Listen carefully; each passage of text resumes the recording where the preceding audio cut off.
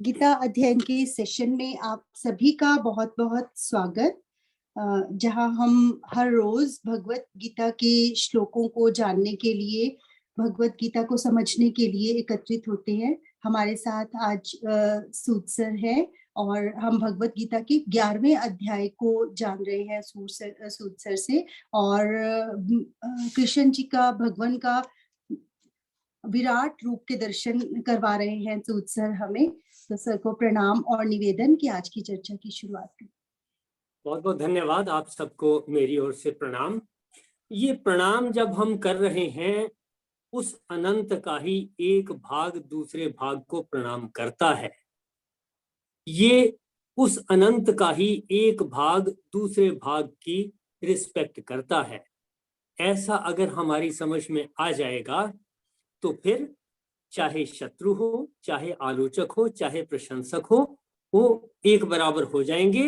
उस अनंत के ही अंग होंगे, उन्हीं की रिस्पेक्ट होगी। और अगर उस अनंत के ही कुछ हिस्से मुझे नष्ट करने में कार्यरत होते हैं, तो अपनी सुरक्षा करना भी उस अनंत का ही हिस्सा होने के नाते मेरी जिम्मेवारी है। अर्जुन को भी यही कहा जा रहा है, यही बताया जा रहा है कि तुम चाहे कुछ भी सोच लो, जो आया है वो खत्म हो जाएगा। इस अनंत में देखिए, चाहे वो अर्जुन है, चाहे कौरव हैं या पांडव हैं या कोई और है, या बुद्धगण है, चाहे मरुदगण हो या कोई और हो, ये सब नष्ट हो जाने वाले हैं। और अर्जुन कहता है कि हाँ, मुझे आप अनंत में ये सब चीजें नष्ट होती हुई दिखाई दे रही हैं। ऐसी बातें अर्जुन ने कही हैं कि उसको इन चीजों का आभास हो गया है। हमें भी हो जाना चाहिए। हम लोग श्लोक नंबर 30 तक कल डिस्कस कर चुके और इससे आगे भी चलते हैं। जैसा मैंने कहा, इन श्लोकों के संस्कृत में मैं नहीं जा रहा, हम इसके अर्थ को समझ लें, क्योंकि विस्तार को समझने की बातें हैं। जहां संस्कृत के शब्दों की समझने की जरूरत होगी, वहां हम श्लोक के वर्ड बाय वर्ड मीनिंग भी डिस्कस करेंगे, जैसे हम पहले करते आए हैं। श्लोक नंबर 31 में कहा, हे भगवान कृपा करके मुझे बतलाइए। अर्जुन कह रहे हैं श्री कृष्ण जी से, मुझे बतलाइए कि आप उग्र रूप वाले कौन हैं। ये कौन से उग्र रूप की बात हो रही है? वो अनंत जिसमें सब कुछ विनाश होता नजर आ रहा है, उस अनंत को ही कहा कि ये अनंत तो उग्र रूप है, जो सबको निगल लेने वाला है, सब देने वाला है, सबको अपने आप में समेट लेने वाला है, और सबको मार करके चाट रहे हैं, खा रहे हैं, या दाढ़ों में दबा रहे हैं, या जो भी कुछ जिस तरीके से भी महसूस किया, बताया गया, ये उसकी बात हो रही है। उग्र रूप वाले, आप उग्र रूप वाले कौन हैं? यानी वो अनंत शक्ति उग्र रूप वाली है। कैसे? कि हम सब उसमें प्रवेश हो रहे हैं। जीवन हमारा उस तरफ को दौड़ रहा है, अब जीवन के अंत की तरफ को दौड़ रहा है। हम उसमें प्रवेश होते जा रहे हैं, स्टेप बाय स्टेप, और एक एक क्षण, क्षण प्रति क्षण हम उसकी ओर अग्रसर होते जा रहे हैं। आप उग्र रूप वाले कौन हैं? हे देवों में श्रेष्ठ। अब उस अनंत शक्ति को कह दिया कि देवों में श्रेष्ठ है वो। देव कौन? देवता कौन? जिनसे हमें जीवन मिलता है, जिनसे हमारा जीवन आगे प्रोग्रेस करता है, जिनसे हमें विद्या मिलती है, जिनसे हमारे जीवन का प्रोग्रेस होता है, वो सारे देवता हैं। हे देवों में श्रेष्ठ, आपको नमस्कार हो। जब हम देवताओं को ही नमस्कार करते हैं, गुरुओं को नमस्कार करते हैं, जहां से कोई भी चीज मिलती है उसको हम प्रणाम करते हैं, जहां से कुछ सीखते हैं उसको प्रणाम करते हैं, तो फिर अर्जुन ने कहा, हे देवों में श्रेष्ठ, आपको नमस्कार है, उस अनंत को नमस्कार है, आपको नमस्कार हो, प्रसन्न होइए। तो हम, क्योंकि वो अनंत शक्ति है, अगर उग्र रूप में हम भी हैं, हमारे माता पिता हैं, या भाई बंधु हैं, या मित्र हैं, उग्र रूप में होंगे तो नुकसान हो जाने का अंदेशा रहता है, उसके चांसेस रहते हैं। लेकिन अगर प्रसन्न हो जाएं तो वो नुकसान होने से बचा जा सकता है, कि गुस्सा हो रहे हैं तो गुस्से में नुकसान हो सकता है। तो यहां अर्जुन कह रहे हैं, उसी के साथ मिला करके, आप प्रसन्न होइए, आदि पुरुष, आपको मैं विशेष रूप से जानना चाहता हूं, क्योंकि आपकी प्रवृत्ति को नहीं जानता। अब अर्जुन ने कुछ कह दिया कि मैंने बहुत कुछ जान लिया, आपका उग्र रूप भी है, लेकिन फिर कहा आप प्रसन्न होइए। उनके उग्र रूप को समझते हुए, मन में धारण करते हुए कहते हैं कि आप प्रसन्न होइए हे आदि पुरुष, आपको विशेष रूप से जानना चाहता हूं, यानी आपकी स्पेसिफिक क्वालिटीज को जानना चाहता हूं, क्योंकि आपकी प्रवृत्ति को नहीं जानता। अर्जुन भी नहीं जानता, हम भी नहीं जानते कि उस अनंत की क्या प्रवृत्ति है, उस अनंत ने आगे के आने वाले समय में क्या लिखा है, क्या हो जाने वाला है, ये हम नहीं जानते। अर्जुन भी नहीं जानता था। अर्जुन ने कह दिया कि मैं आपकी प्रवृत्ति को, यानी आपकी इंटेंशन को, आपका अगला काम क्या है, उसको, आप फ्यूचर में क्या करने वाले हैं, उसको जानना चाहते हैं। ऐसा कहा अर्जुन ने कि मैं प्रवृत्ति को नहीं जानता, आप मुझे बताइए, मैं इसको जानना चाहता हूं। श्लोक नंबर 32 में लोकों का नाश करने वाला बढ़ा हुआ महाकाल हूं, ये श्री कृष्ण जी कह रहे हैं कि मैं लोकों का नाश करने वाला। लोक कौन? चाहे वो पृथ्वी लोक हो, चाहे वो कोई और लोक हो, चाहे कोई प्लेनेट हो। लोक का मतलब कोई ना कोई प्लेनेटरी ऑब्जेक्ट, जहां पर हम कह सकते हैं कि हाँ इसकी ये शक्ति है, उसकी ये शक्ति है। तो लोकों का नाश करने वाला, वो अनंत शक्ति इन सभी लोकों का नाश कर सकती है। वो क्रिएट भी हो रहे हैं, नए ऑब्जेक्ट, नए प्लेनेट, नए तारे क्रिएट भी हो रहे हैं, पुराने खत्म भी हो रहे हैं, उनकी भी मृत्यु हो रही है। सिर्फ हमारे शरीर की मृत्यु हो रही है ऐसा नहीं है। अनंत तारे हैं जो धीरे धीरे ठंडे होकर के शांत हो जाते हैं, ब्लैक होल बन जाते हैं, समाप्त हो गए, जीवन लीला उनकी समाप्त हो गई। इसी के साथ खेती हो रही है, क्यारियां हैं इनके उगने की, नए नए तारों के उगने की क्यारियां हैं उस अनंत में। तो कहा लोकों का नाश करने वाला बढ़ा हुआ महाकाल हूं। तो ये श्री कृष्ण जी ने कहा कि वो अनंत शक्ति लोकों को नाश करने वाली भी है, और महाकाल यानी उनको नाश करने वाला हूं। इस समय इन लोकों को नष्ट करने के लिए, देखिए अब वो इन लोकों को नष्ट करने वाली बात हो रही है, तो क्या कौरव कोई लोकों में गिनती की जाएगी उनकी? जी नहीं, कौरवों की गिनती लोकों में नहीं हो सकती, वो तो व्यक्तियों में हो सकती है। लोग नहीं कहा, लोग अलग चीज है, लोक अलग चीज है। लोक कोई प्लेनेट है, लोग एक व्यक्ति है या एक से ज्यादा व्यक्ति हैं। इन लोकों को नष्ट करने के लिए, यानी उस समय जो प्लैनेट्स या जो शक्तियां श्री कृष्ण जी को नजर आई और वो मानते हैं कि ये अभी ठीक नहीं है, इनका नाश हो जाना चाहिए, इनको विनष्ट हो जाना चाहिए, कहा इन लोगों को नष्ट करने के लिए प्रवृत्त हुआ हूं।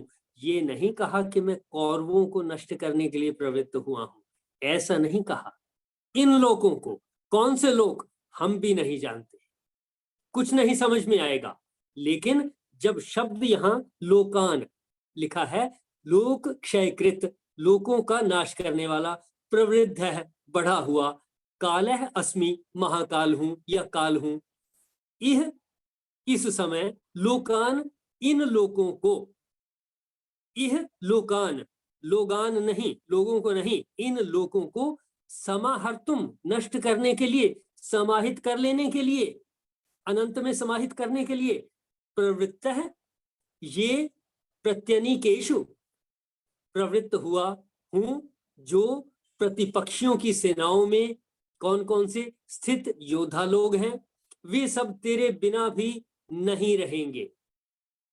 लोगों को नष्ट करने के बीच में उन्होंने कह दिया कि तुम युद्ध नहीं करोगे तब भी ये नहीं रहेंगे, उनकी भी मृत्यु आ जानी है, हमने भी नहीं रहना, भगवत गीता पढ़ लेंगे तब भी नहीं रहना, नहीं पढ़ेंगे तब भी नहीं रहना, कोई और ग्रंथ पढ़ लेंगे तब भी नहीं रहेंगे, लेकिन जितने दिन हैं उतने दिन में अच्छे काम कर लें जिससे मन शांत रहे, इतना ही कर सकते हैं।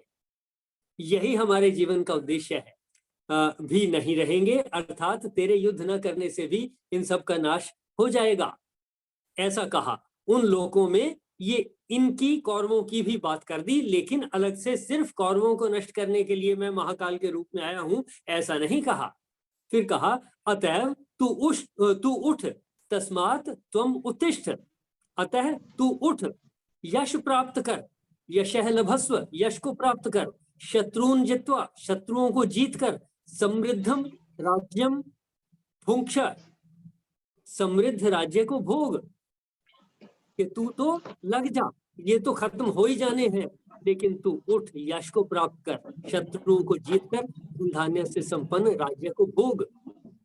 ये सब शूरवीर एते पूर्वम एव, इससे पहले से ही मेरे द्वारा मारे हुए हैं, यानी उस अनंत शक्ति के द्वारा सारे के सारे, चाहे वो तब थे या अब हैं या हम हैं या हमारे कोई जान पहचान के हैं, बंधु बांधव हैं, वो सारे के सारे काल के द्वारा समाप्त किए ही हुए हैं। टाइम इंटरवल की बात है, किसकी बारी किस दिन आनी है।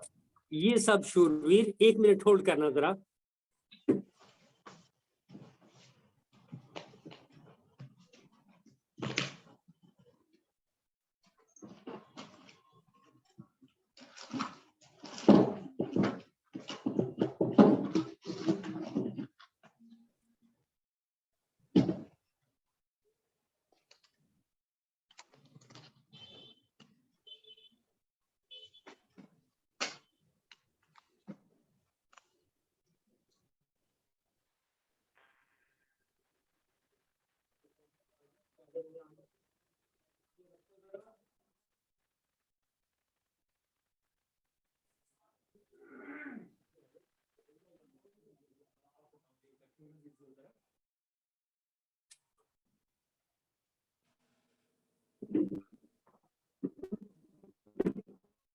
Sorry for the interruption.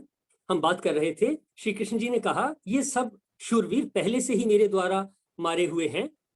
हे सव्यसाचिन, वो बाएं हाथ से भी बाण चला लेता था, इसलिए उसका नाम सव्यसाची रखा हुआ है। अर्जुन का नाम ऐसा था कि वो दोनों हाथों से, दाहिने से भी और बाएं से भी तीर चला लेता था। तू तो केवल निमित्त मात्र बन जा। हमें भी ऐसे ही सोचना पड़ेगा कि हम अच्छे कामों के लिए, अपनी सुरक्षा के लिए, दूसरों की सुरक्षा के लिए, सत्य के लिए, न्याय के लिए निमित्त मात्र हो जाएं। जीना मरना तो चलता ही रहेगा। इतनी ही बात अर्जुन को कही कि ये सब तो नष्ट हो जाने हैं, तेरा काम लड़ाई का है, तूने लड़ाई की ट्रेनिंग ली हुई है, तू क्यों अपनी इंसल्ट करवाता है। ऐसी बात पहले दूसरे अध्याय में आ चुकी है कि तू निमित्त मात्र बन जा। अब ये कह दिया सारा कुछ कहने के बाद। इससे अगले श्लोक में है, श्लोक नंबर 34 में, द्रोणाचार्य और भीष्म पितामह तथा जयद्रथ और कर्ण तथा और भी बहुत से मेरे द्वारा मारे हुए शूरवीर योद्धाओं को, अब यानी कि पहले से मृत्यु तो तय है, मेरे द्वारा मारे हुए का मतलब ये है हम सब भी उस अनंत शक्ति के द्वारा मारे हुए ही हैं। टाइम की बात है सिर्फ कि वो सब योद्धा लोग कृष्ण जी द्वारा मारे गए थे, ऐसा नहीं। उनके अलावा सारे के सारे हम सब भी उस अनंत शक्ति के द्वारा मारे ही हुए हैं। कुछ समय के लिए हम जीवित हैं, बाकी के लिए बात खत्म है। योद्धाओं को तू मार, भय मत कर, युद्ध में वैरियों को जीतेगा, युद्ध कर।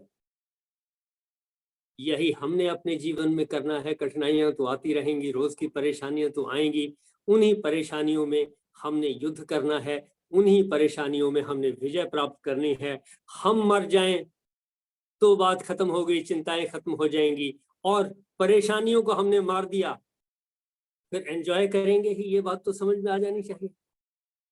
इस जीवन में अगर हम मारे गए तो परेशानियां खत्म हो गई, और अगर हमने परेशानियों को मार दिया भी बात खत्म होगी, तब हम जीत गए। दोनों तरफ से फायदा है, नुकसान तो कहीं भी नहीं। यही बात तो श्री कृष्ण जी ने अर्जुन से भी कही कि दोनों तरफ अपना फायदा देख, दैट इज ऑल। तो कहा युद्ध कर। श्लोक नंबर 35 पे चलते हैं। उसमें कहा केशव भगवान के, अर्जुन कहता है, केशव भगवान के इस वचन को सुनकर मुकुटधारी अर्जुन हाथ जोड़कर कांपता हुआ नमस्कार करके फिर भी अत्यंत भयभीत होकर प्रणाम करके भगवान श्री कृष्ण के प्रति गदगद वाणी से बोला।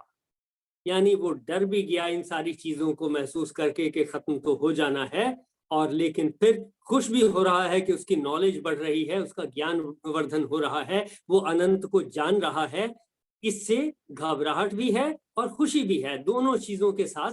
फिर कहा, गदगद वाणी से बोला, प्रसन्नचित होकर बोला, हे अंतर्यामिन, यह योग्य ही है कि आपके नाम, गुण और प्रभाव के कीर्तन से जगत अति हर्षित हो रहा है।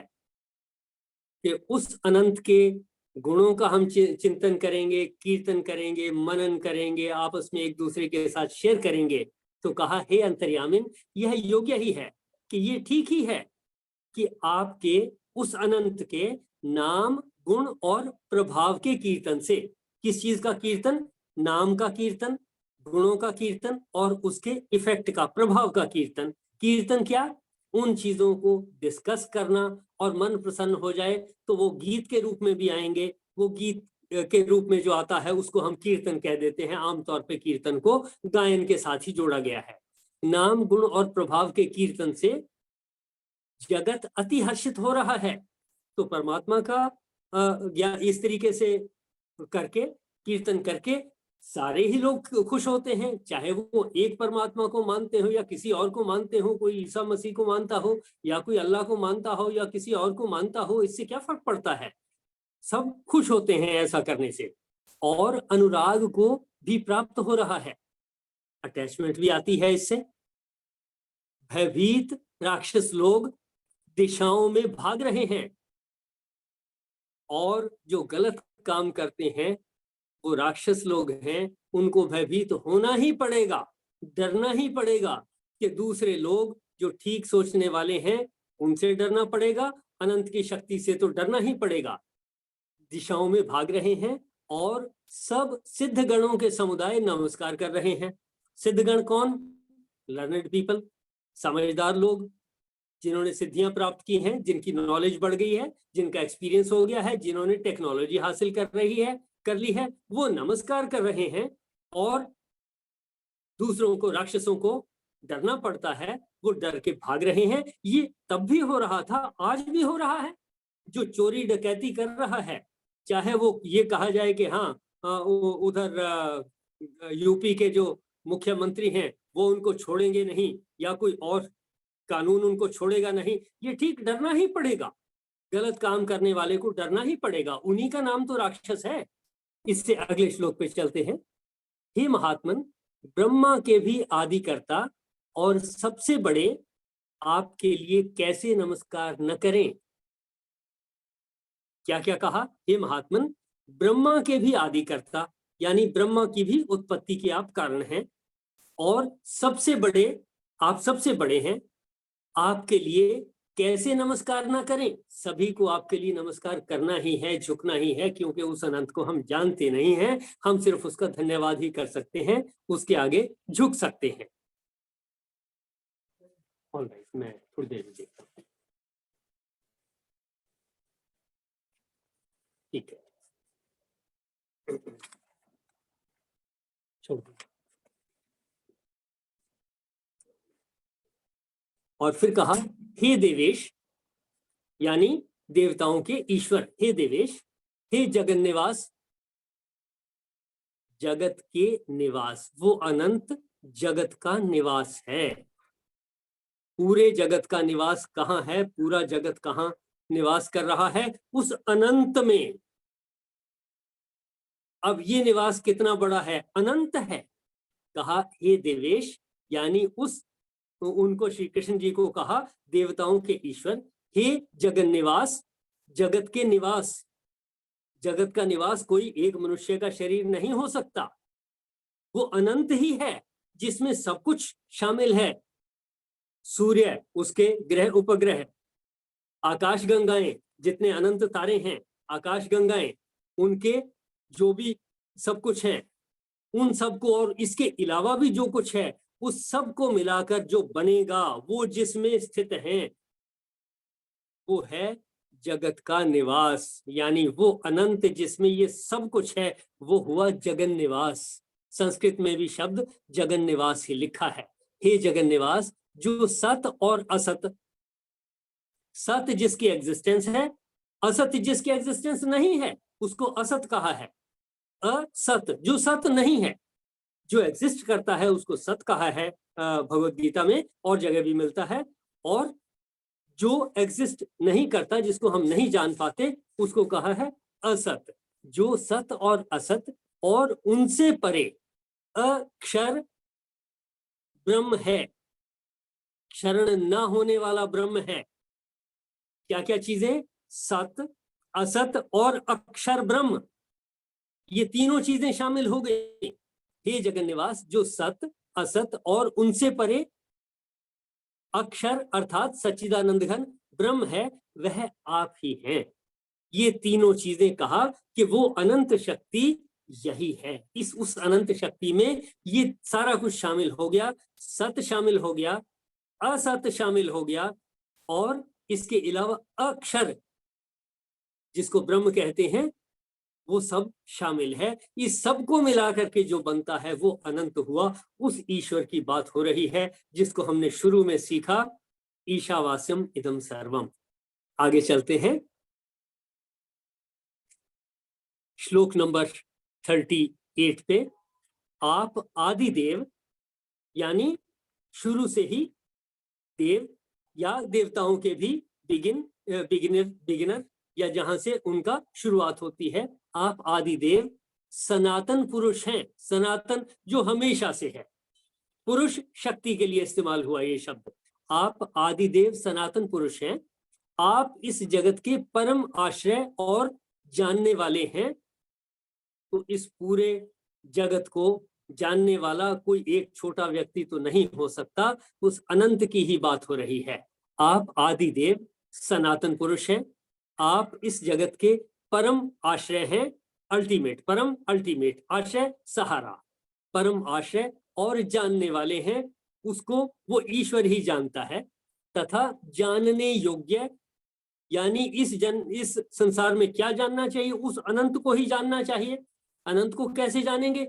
हिंदी पढ़ते हैं, अंग्रेजी पढ़ते हैं, साइंस पढ़ते हैं, साइकोलॉजी पढ़ते हैं, फिलॉसफी पढ़ते हैं, इंजीनियरिंग पढ़ते हैं, टेक्नोलॉजी पढ़ते हैं।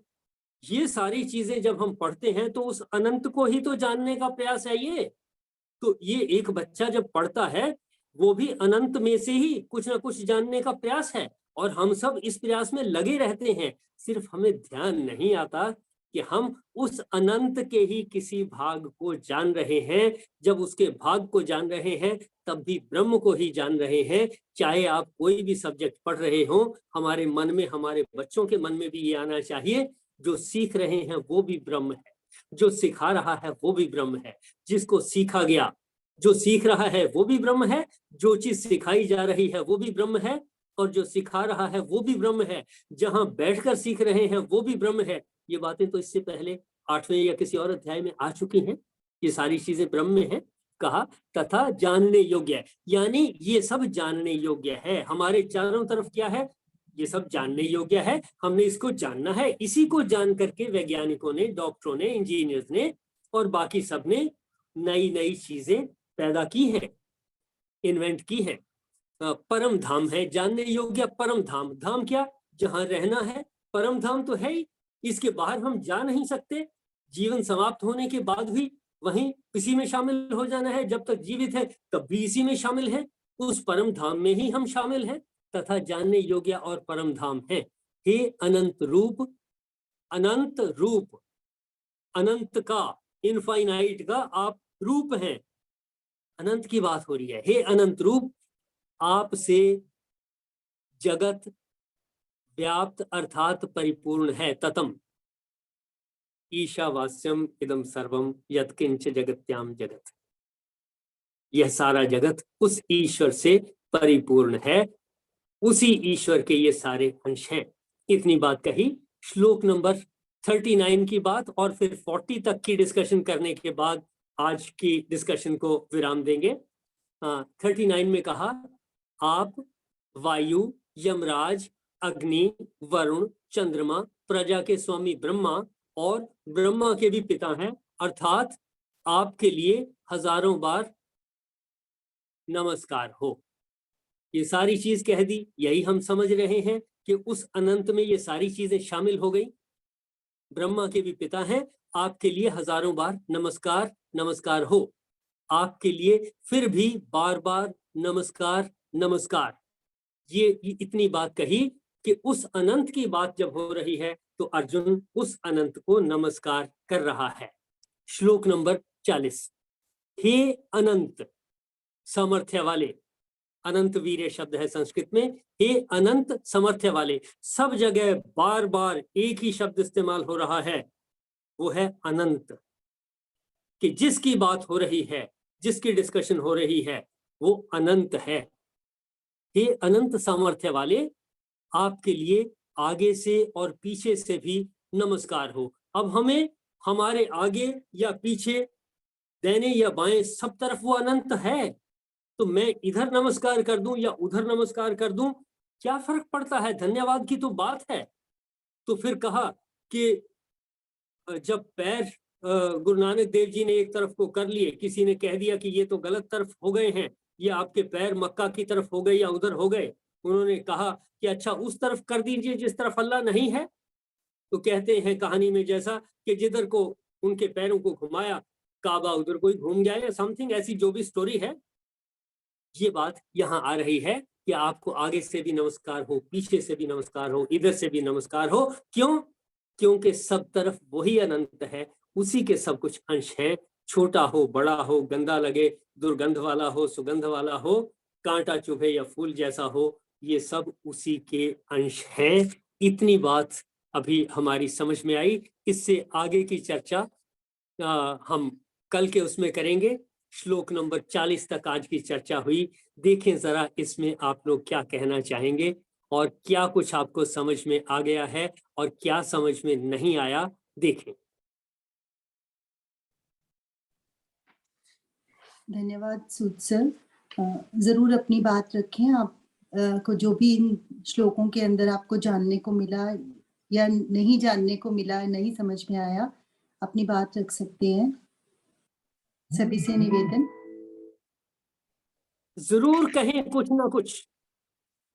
आपको, आप ये भी कह सकते हो कुछ जचा नहीं, अभी बैठा नहीं मन में, मेरी समझ में तो आया नहीं, आप इतना भी कह सकते हो। अगर नहीं आया कोई हर्जा नहीं है, इसमें कोई आपत्ति नहीं है। ये हो तो गया लेकिन पल्ले नहीं पड़ा, कुछ बात जमी नहीं। आप ये वर्ड भी इस्तेमाल कर सकते हो कि जमी नहीं बात, जो मर्जी कह दिया हो, लिखा हो, पढ़ा हो, सुना हो, लेकिन अभी तक दिमाग में जमी नहीं, आप कह सकते हो, कोई रुकावट नहीं इसमें, लेकिन कहीं जरूर कुछ ना कुछ।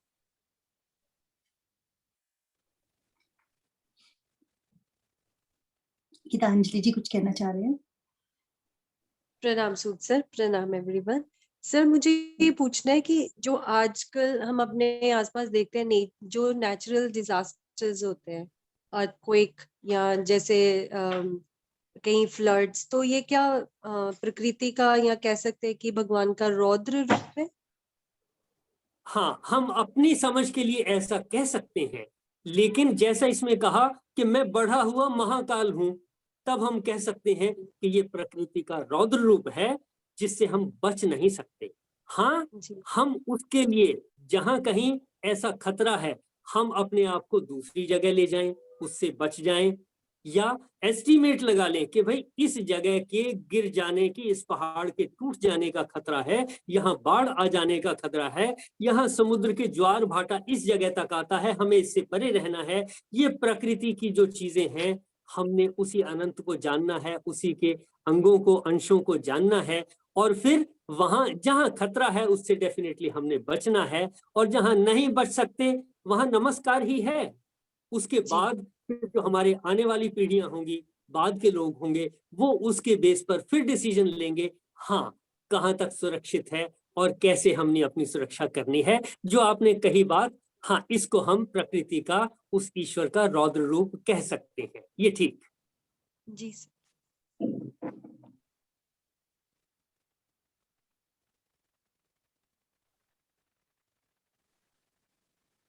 कोई और अपनी बात कहना चाहे तो?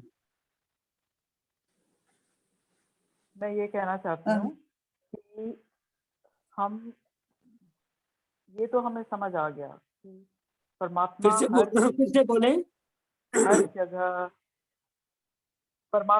ये तो समझ आ गया कि परमात्मा हर चीज में, हर जगह पे, हमारे चारों तरफ है।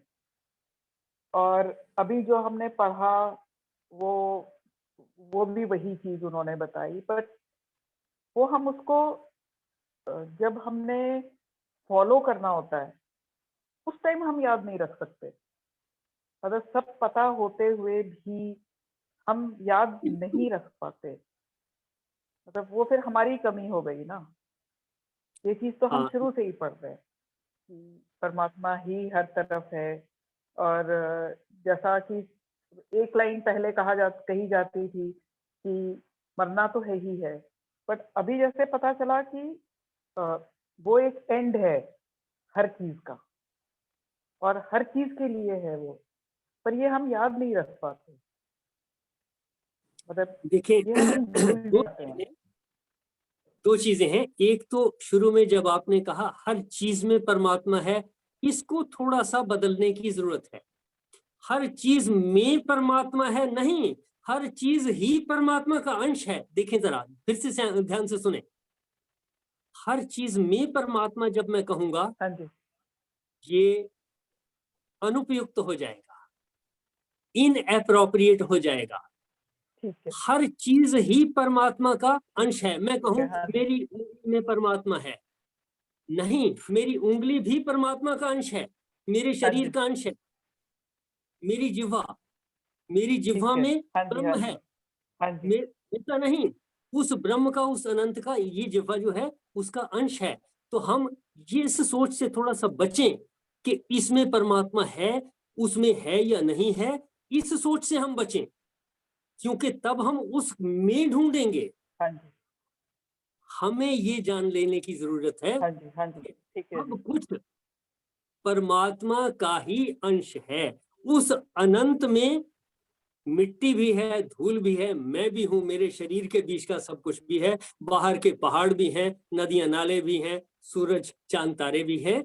ऐसा मानेंगे तो धीरे धीरे जब हम इसको बार बार मन में बिठाएंगे, डेफिनेटली कहीं ना कहीं हमारे अंदर ये भाव आएगा कि ये जो मिट्टी आई है, ये जो दुर्गंध आई है, ये भी परमात्मा के ही शरीर का अंश है। मैंने देखना है कि इस दुर्गंध से क्या मुझे कोई बीमारी होगी, या ऐसी भी गंध हैं जिनसे बीमारियां ठीक होती हैं।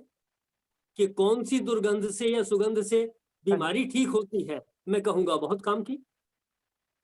जिससे बीमारी बढ़ती है, मैं कहूंगा इससे मुझे बचना है। मैंने ये नहीं कहना कि ये घटिया है। क्यों नहीं कहना? क्योंकि वो उस अनंत का हिस्सा है। अनंत का हिस्सा है तो गलत और रूप है, खराब होने का ठीक है, सवाल ही नहीं है। तो ऐसी भावना, ऐसी धारणा हमें ठीक है। हाँ धीरे जी, धीरे मन में लानी होगी। देखें, हाँ जी, ठीक है, ठीक है, ठीक है। कोई और कुछ कहना चाहे तो?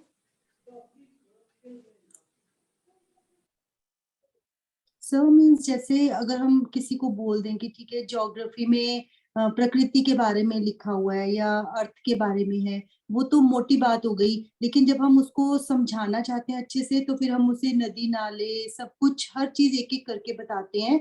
तो वैसा ही कुछ समझाने के लिए परमात्मा ने, क्योंकि हमारी बुद्धि उतनी विस्तृत नहीं है कि हम ये तो पता है कि परमात्मा सब जगह है, सब जगह है, लेकिन उन्होंने यहाँ पे जैसे आपने कहा कि हर चीज को ही एक्सप्लेन करके रख दिया कि वायु में भी है और मिट्टी में भी है। वायु में भी है नहीं, वायु भी वायु परमात्मा का उस अनंत का हिस्सा है। ये मेन शब्द से हमने बचना है। पानी में भी परमात्मा है, इससे हमने बचना है। पानी भी उस अनंत का, उस परमात्मा का अंश है। वायु भी उस अनंत का अंश है। सूर्य भी उस अनंत का अंश है। किसी में परमात्मा है, इस धारणा से और इस विचार से हमें बचना है। तो इसको थोड़ा सा और एलाबोरेट करेंगे आप? हाँ, देखिए, जब मैं कहता हूं कि ये रहा गिलास, इसमें पानी है, तब गिलास अलग चीज है, पानी अलग चीज है। अब मैं ये कहता हूं ये गिलास उस अनंत का हिस्सा है, पानी भी अनंत का हिस्सा है। पानी गिलास में है लेकिन दोनों के दोनों अनंत के हिस्से हैं। यानी कि हम अलग अलग नहीं करेंगे कि इसमें परमात्मा, कण कण में परमात्मा है। इसकी बजाय मैं कहूंगा, ये हम सुनते आए हैं, कण कण में परमात्मा है, मैं कहूंगा कण कण परमात्मा ही है। अब देखें, कण कण में परमात्मा है। जब मैं ये कहता हूं तो दिमाग और तरह से सोचता है, प्रभाव और कुछ होता है। जब मैं कहता हूं कण कण परमात्मा ही है, वो कण चाहे मिट्टी का हो, चाहे लहू का हो, चाहे मांस का हो, चाहे बालों का हो, चाहे नाखून का हो, किसी का भी कण हो, कण कण परमात्मा का ही अंश है। परमात्मा है कण कण ऐसा नहीं, क्योंकि परमात्मा तो इस सब को मिलाकर जो अनंत हो गया उसको परमात्मा कहेंगे। उस अनंत का कोई बिगिनिंग नहीं, कोई मध्य नहीं, कोई अंत नहीं, उसका कोई पता नहीं चलता। इसलिए हम ये इससे थोड़ा सा अगर बचेंगे कि इसमें परमात्मा है उसमें नहीं है, तो अच्छा रहेगा।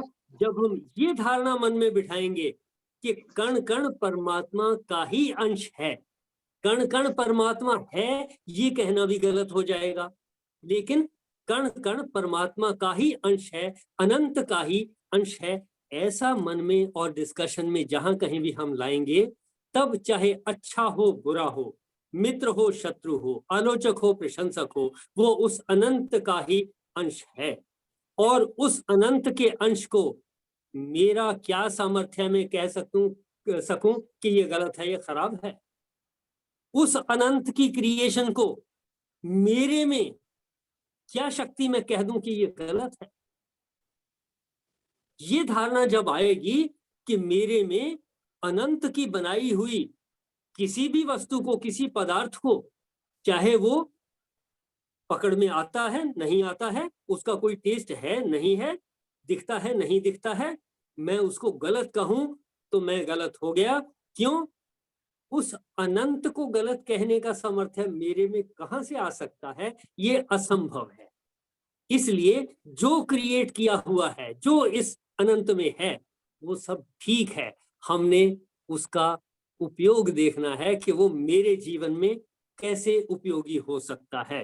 कि मैं सूर्य की गर्मी को इस्तेमाल कर लूं, सोलर पैनल भी बना लूं, सोलर कुकर भी बना लूं, सब कुछ भी बना लूं, और उसी से बिजली बनाकर एसी भी चला लूं तो मैं गर्मी से भी बच जाऊं। उसी गर्मी से मैं खाना पका रहा हूं, उसी गर्मी से मैं एसी चला रहा हूं, पंखा चला रहा हूं।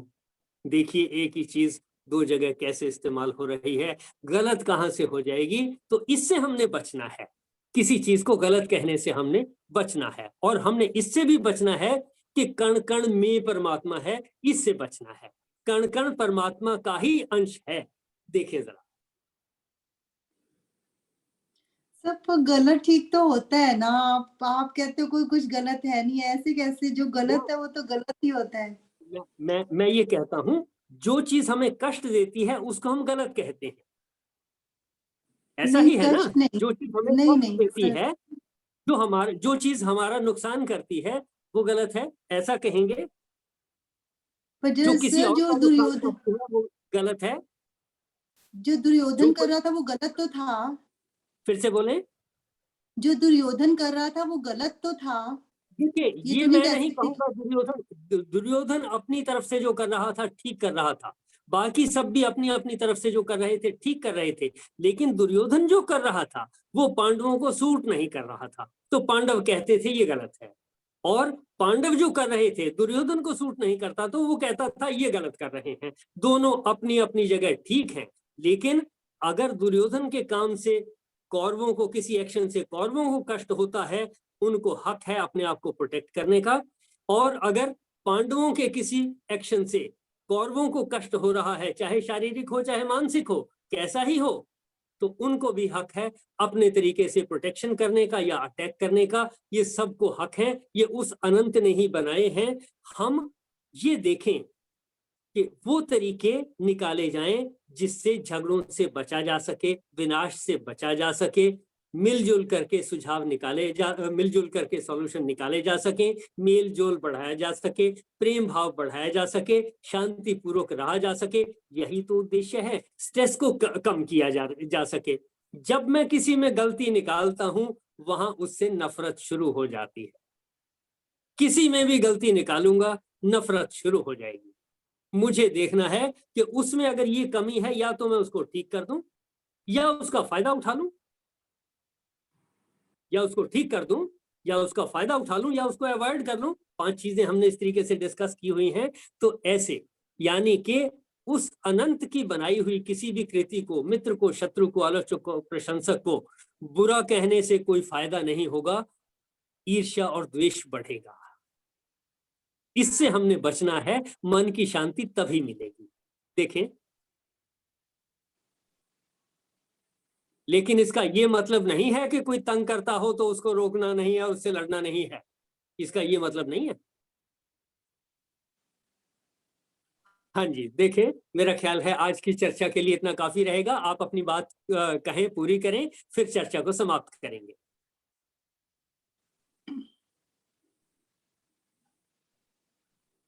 ठीक है, फिर इसी के साथ समापन की ओर चलते हैं। कल इसी चर्चा को आगे जारी रखेंगे।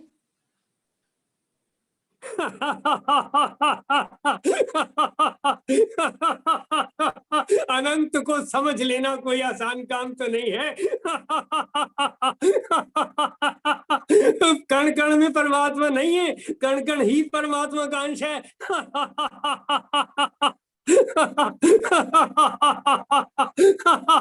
जरा जरा से नुक्ते से बात समझ में आती है और मीनिंग चेंज हो जाता है। इतना सा इधर उधर कह दो, मतलब चेंज हो जाता है। किसी में गलती निकाल दो, नफरत शुरू हो जाएगी।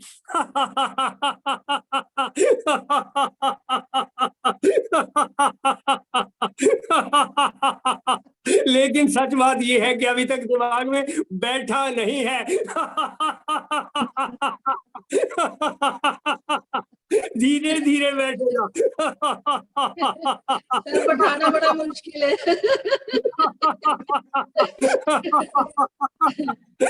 बैठाना बड़ा भी तो मुश्किल ही है सर, बैठाना भी तो।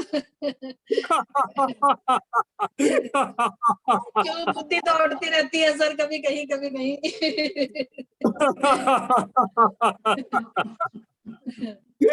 ऑल राइट, बहुत बहुत धन्यवाद। पूर्णमदः पूर्णमिदं पूर्णात् पूर्णमुदच्यते पूर्णस्य पूर्णमादाय पूर्णमेवावशिष्यते।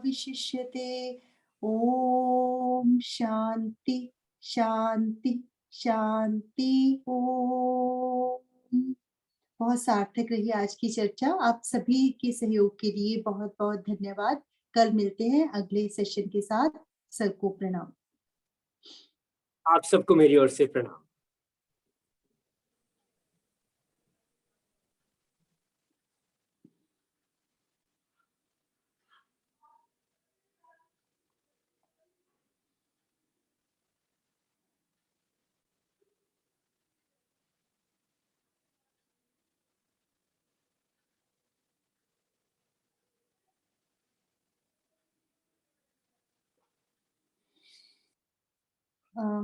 आज कोई और मेडिटेशन की जाए या अभी मूलाधार पर ही फोकस करना चाहेंगे?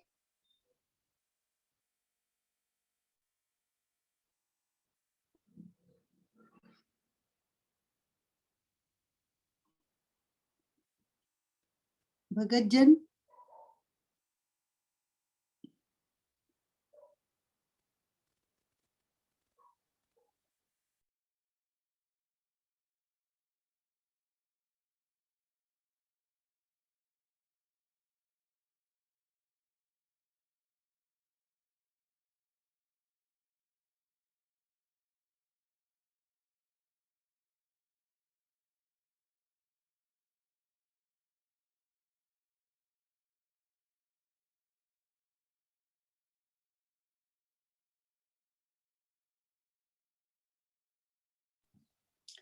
चलिए फिर बिल्कुल सीधे बैठ जाएं।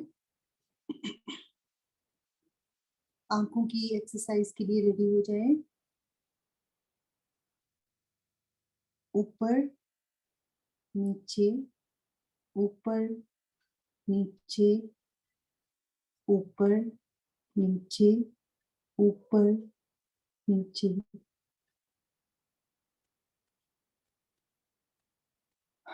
गर्दन बिल्कुल सीधी, विश्राम। एक बार बाएं कान को और फिर दाएं कान को देखने का प्रयास करें। बाएं कान को और फिर दाएं कान को 5 बार।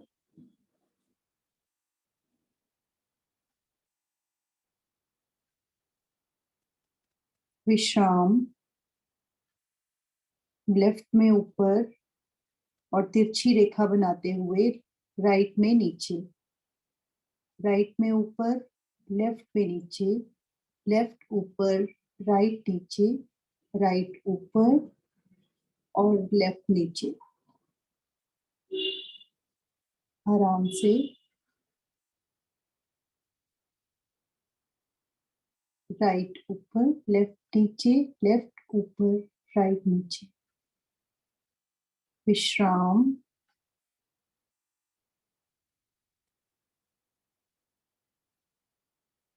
और अब क्लॉकवाइज घुमाएंगे आंखों को। ऊपर, राइट, नीचे, लेफ्ट, ऊपर, राइट, नीचे, लेफ्ट, ऊपर, राइट, नीचे, लेफ्ट। 5 बार।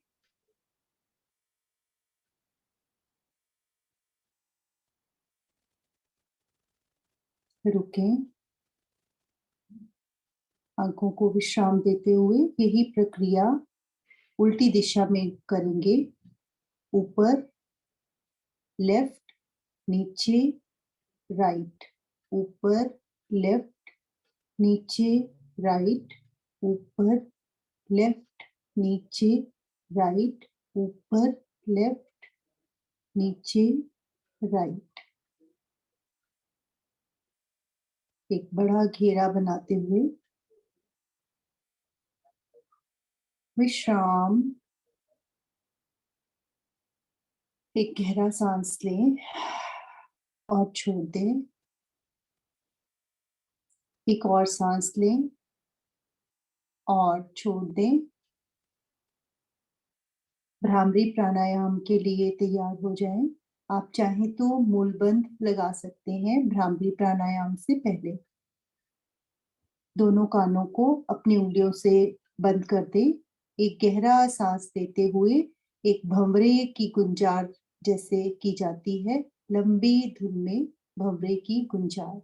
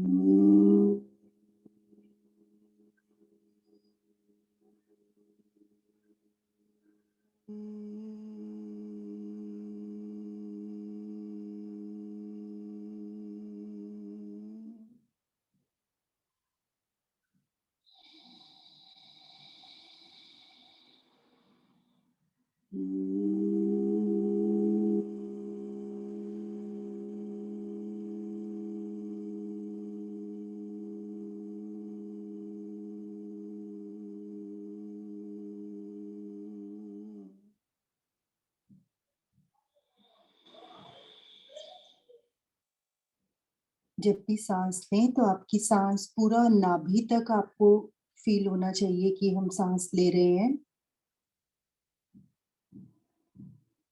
गहरा सांस लें और छोड़ दें। एक बार और सांस लें और छोड़ दें। सीधे बैठ जाएं और सांस को रोकते हुए मूलबंध लगाएंगे और मूलबंध के बाद सांस को सामान्य कर लेंगे।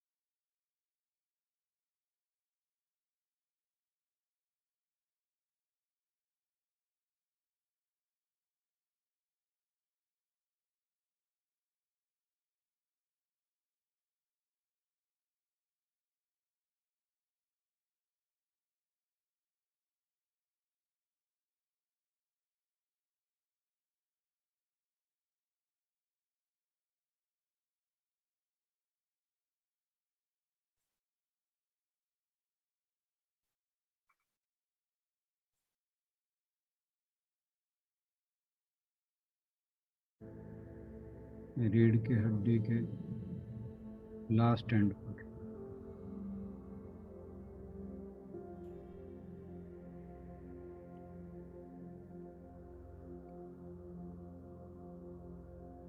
ध्यान रहे कि अपने ध्यान को गुदा पर केंद्रित नहीं करना, एनस पर केंद्रित नहीं करना, उससे थोड़ा ऊपर मूलाधार पर जहाँ रीढ़ की हड्डी खत्म होती है वहाँ ध्यान को स्थित करना है। मूलबंध छोड़ दें।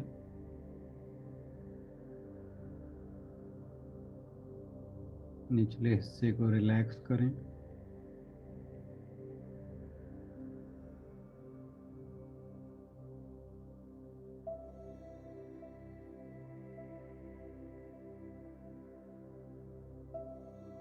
ध्यान मूलाधार पर।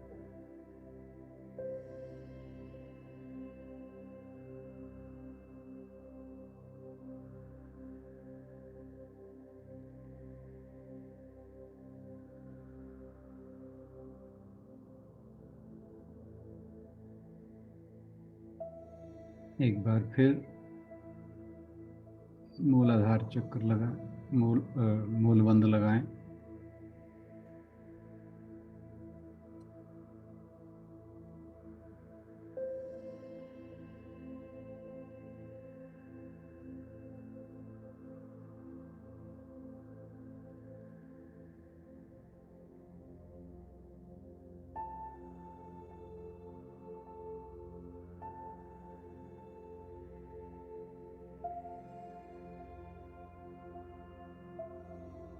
शरीर तनाव रहित रहे।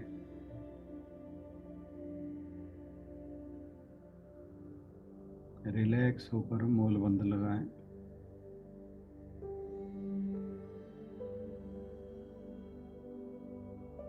ध्यान मूलाधार चक्र पर।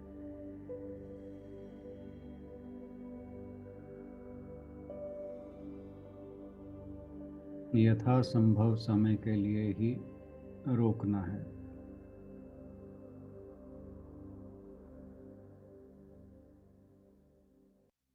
छोड़ दें।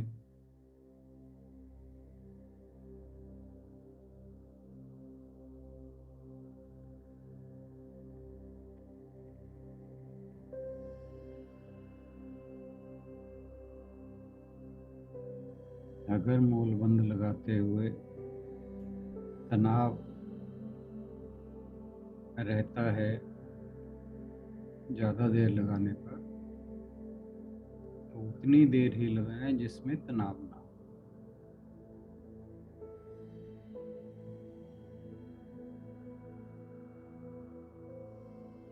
ध्यान मूलाधार चक्र पर।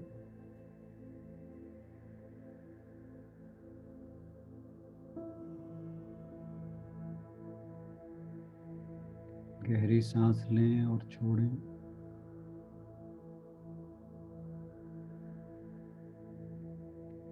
एक बार फिर मूल बंद लगाएं।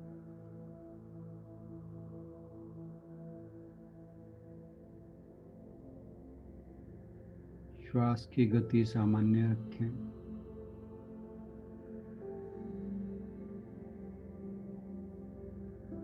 ध्यान मूलाधार चक्र पर रखें।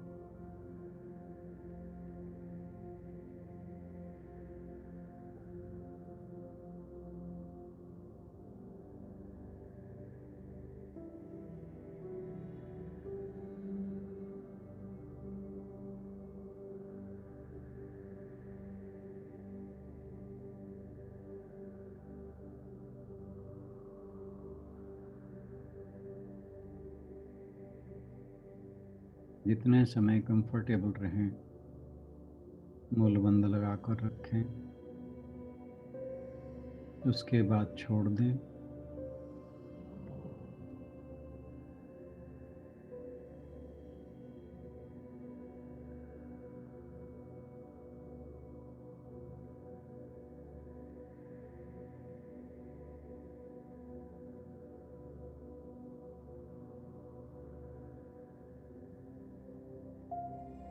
बॉडी रिलैक्स रहनी चाहिए।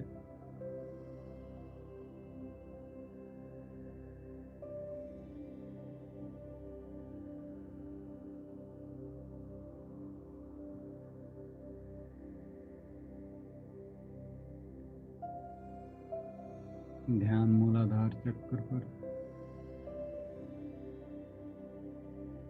अब छोड़ दें।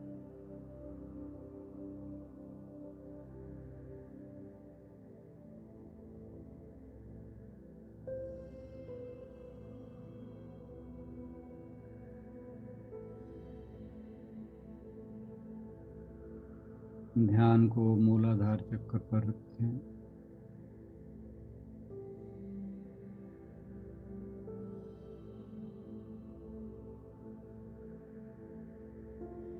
उस स्थान पर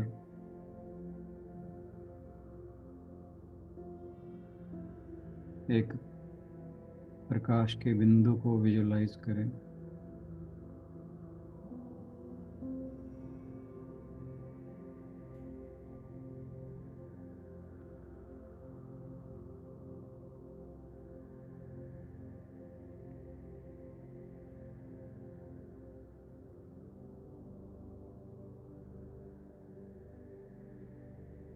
मूलाधार चक्र के आसपास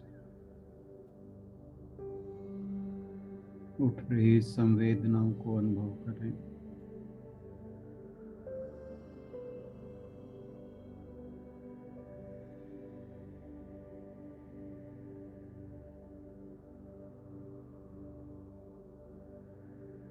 मूलाधार चक्र गहरे लाल रंग का 4 पंखुड़ियों वाला कमल का फूल होता है।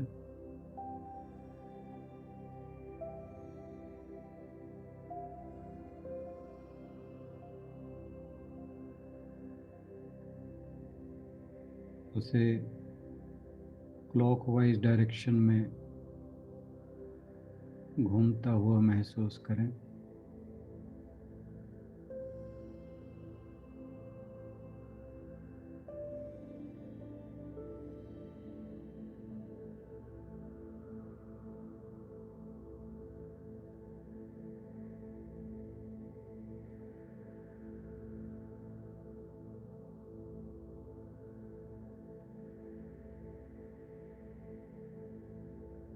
धीरे धीरे आप अनुभव करेंगे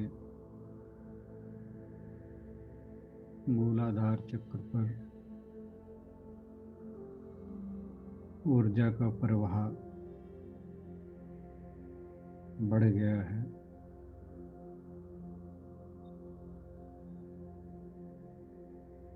ऊर्जा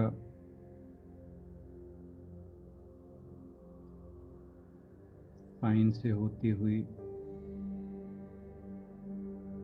ऊपर की ओर फ्लो कर रही है।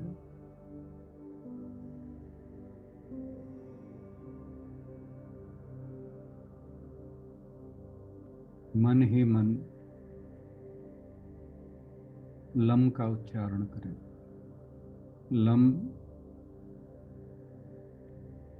मूलाधार चक्र का बीज मंत्र है। ध्यान मूलाधार चक्र पर। Lump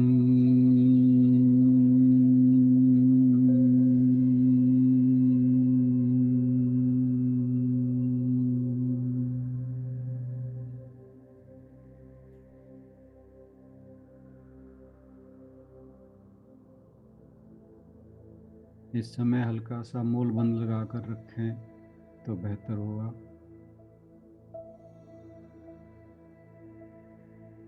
lump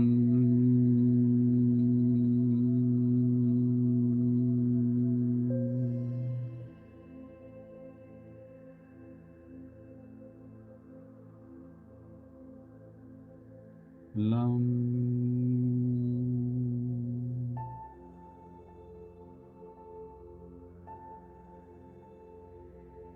lump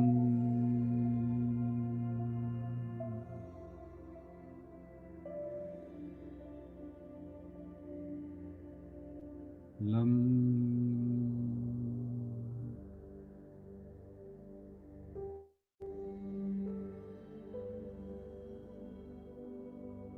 energy flow को ऊपर बहता हुआ महसूस करें।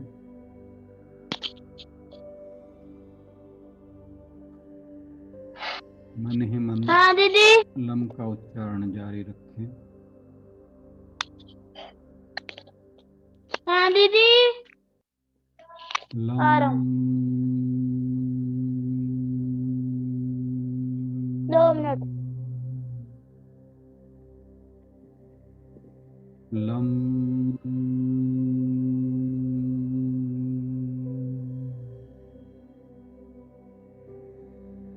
लम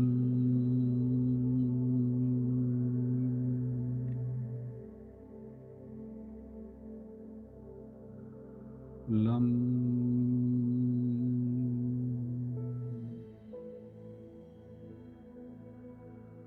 लम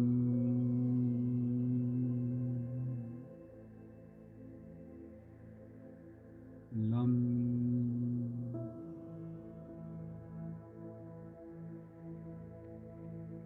ध्यान मूलाधार पर लाल रंग का घूमता हुआ कमल।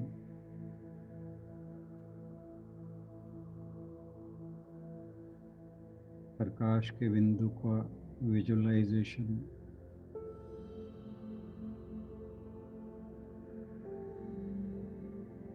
एनर्जी का फ्लो ऊपर की ओर।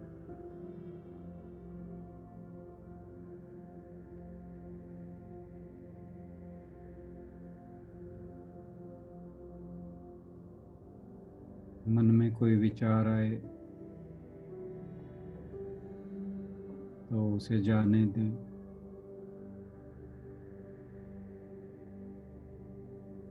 ध्यान न दें।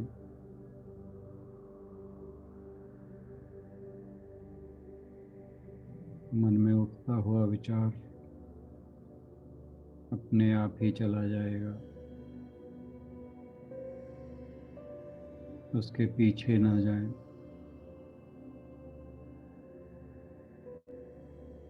ध्यान भटक जाए तो दोबारा मूलाधार चक्र पर लगाएं।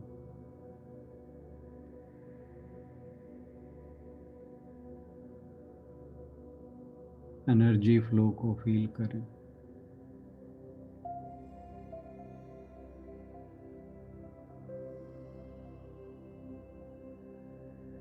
लम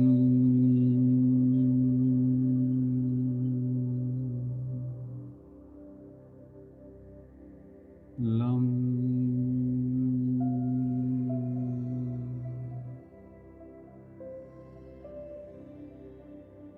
लम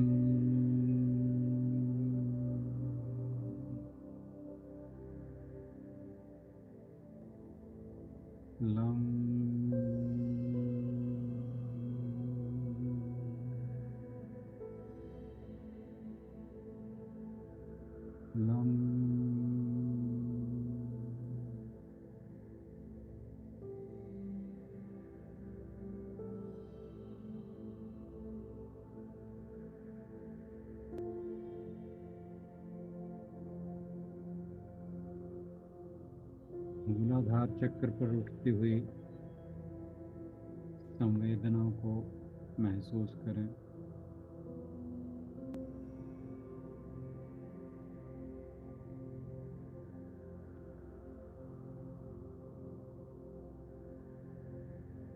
एनर्जी फ्लो को फील करें।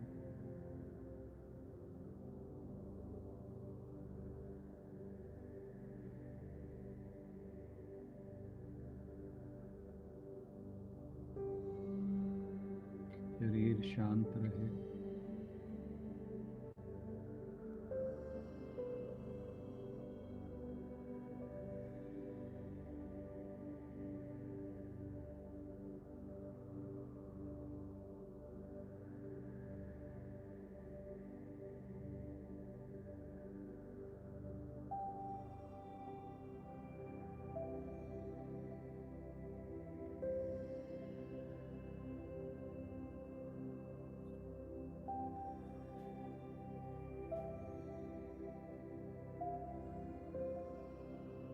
धीरे धीरे अपने वातावरण के प्रति अवेयर हो जाएं।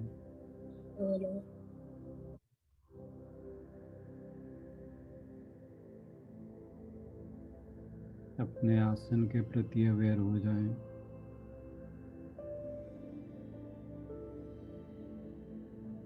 अपने शरीर के प्रति अवेयर हो जाएं।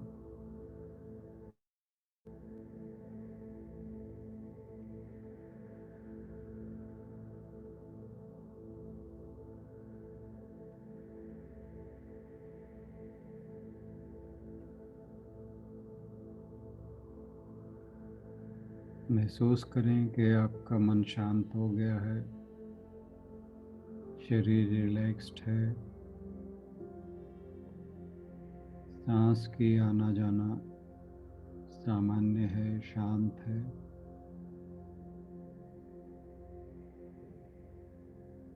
मूलाधार चक्र पर सेंसेशन है।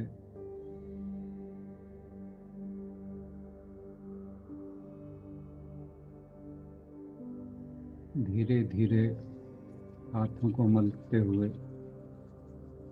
अपनी आंखों पर रखें।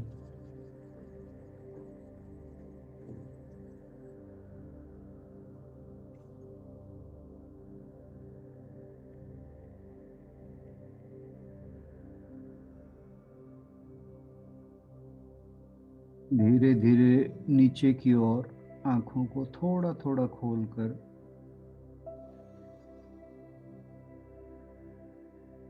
फिर थोड़ा ज़्यादा खोलते हुए पूरा खोल लें।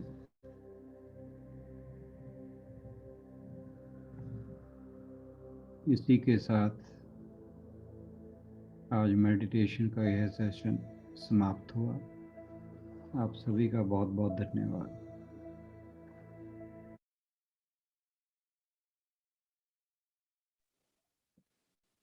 आज के मेडिटेशन में सम्मिलित होने के लिए सभी का धन्यवाद। कल मिलते हैं अगले सेशन के साथ। अब हमारी प्यारी बच्चियां आज 16वें अध्याय का उच्चारण करेंगी। जो रुकना चाहे, सुनना चाहे, वो सुन सकते हैं।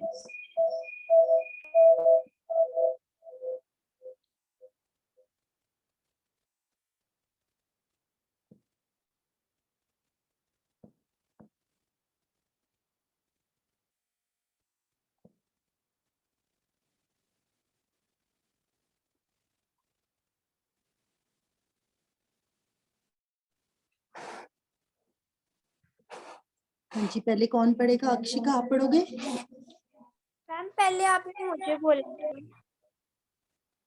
चलो गौरीशा पढ़ती। अक्षिका, आप वीडियो ऑफ कर देना बेटा।